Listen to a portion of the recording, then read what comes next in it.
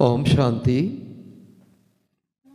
साकार बांगला मुरली 20 नवेम्बर 2025।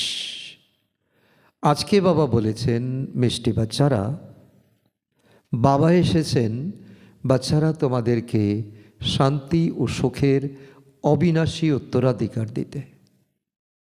তোমাদের সদর্মই হলো শান্ত স্বরূপ। তাই তোমরা শান্তির খোঁজে বিভ্রান্ত বিচরণ করো না।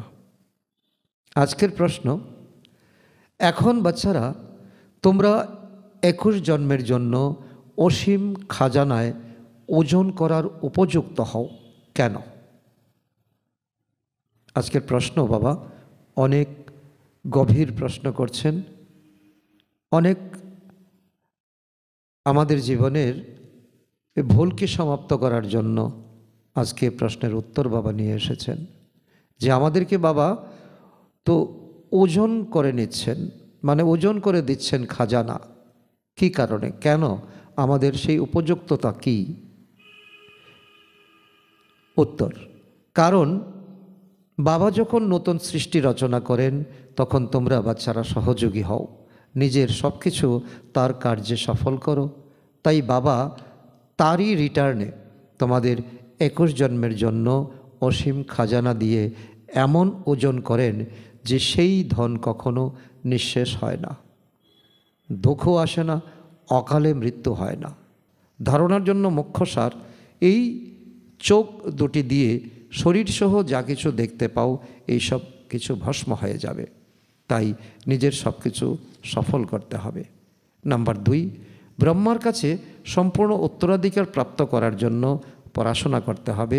সদা নিজের ভাগ্যকে স্মরণে রেখে ব্রহ্মাণ্ড বা বিশ্বের মালিক হতে হবে। বরদান বাহ ড্রামা বাহ, এই স্মৃতির দ্বারা তো অনেকের সেবা করে সদা খুশি ভব।